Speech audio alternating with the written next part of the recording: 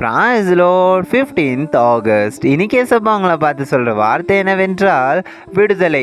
குமாரன் உங்களை விடுதலையாக்குனா மெய்யாகவே நீங்கள் விடுதலை அடைவீர்கள் என்று யோவான் 8:36 சொல்லப்பட்டிருக்கு. விடுதலை என்பது இந்த உலகத்தில் எல்லாரும் விரும்புகிற ஒரு காரியம். நான் எந்த விடுதலை பற்றி பேசுகிறேன்னா, மனதில் இருக்கிற கஷ்டம், காயங்கள், போராட்டங்கள் அல்லது ஏதோ ஒரு காரியத்தை குறித்து ரொம்ப நாளாக சிந்தித்துட்டு இருக்கிற ஒரு விடுதலை குறித்து பேசுகிறேன். ஸோ அந்த விடுதலை யாராலையும் இங்கே தர முடியாது. மேபி நீங்கள் பார்க்க சந்தோஷமாக இருக்கலாம், அல்லது வெளி உலகத்துக்கு நீங்கள் சந்தோஷமாக காட்டிக்கலாம். ஆனால் உள்ளே இருக்கிற காயத்தை எங்கே போய் எடுத்து போடுறதுன்னு கேட்குறீங்களா? உங்களுக்காகவும் எனக்காகவும் தான் இயேசு மரித்தார். ஸோ அவர் நம்மளுக்காக மரித்து சிலுவையில் ரத்தத்தை சிந்தினார். அந்த ரத்தத்தினால நீங்கள் விடுதலை ஆவீங்க. அவர்களிடத்துல உங்களோட கஷ்டங்களை சொல்லும் போதும் நீங்கள் நிச்சயமாகவே விடுவிக்கப்படுவீங்க.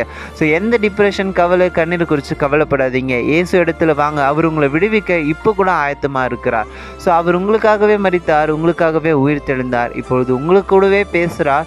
அவர் உங்களை விடுதலையாக்க விரும்புகிறார். அவரிடத்துல திரும்புங்க, அவரிடத்துல நம்பிக்கையாக இருங்க, அவரிடத்துல உங்கள் கஷ்டத்தை இறக்கி வச்சிருங்க. உங்களை விடுதலையாக்கி எப்பொழுதும் சந்தோஷமாக வைத்துக்கொள்ளுதே தேவனுடைய சித்தமாக இருக்கிறது.